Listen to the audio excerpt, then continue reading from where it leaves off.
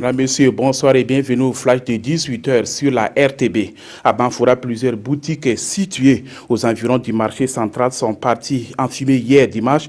Dans la soirée, l'incendie a causé d'énormes dégâts matériels. L'origine du feu n'est pas encore déterminée, mais selon un témoin, le feu serait parti d'un dépôt illicite de vente de carburant frélaté.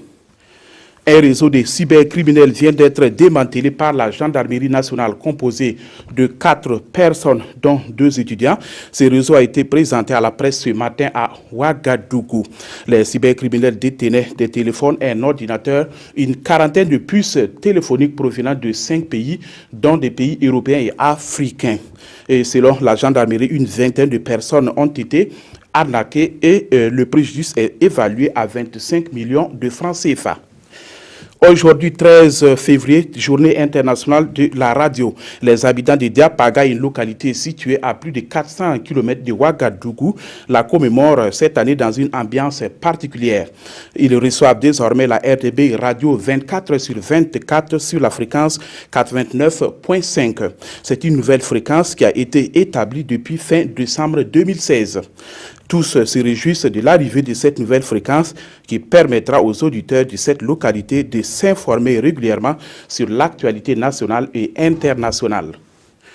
Les membres du comité de pilotage du projet de gouvernance économique et de participation citoyenne sont réunis depuis ce matin à Ouagadougou. Objectif, valider le plan annuel du travail élaboré dans le cadre de la mise en œuvre du dit projet.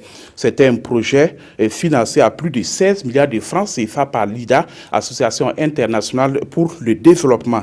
Il entre dans le cadre de l'appui de la Banque mondiale dans la mise en œuvre des réformes publiques. L'ambition est d'assurer la transparence dans la gouvernance par l'exercice de contrôle et pour la lutte contre la fraude.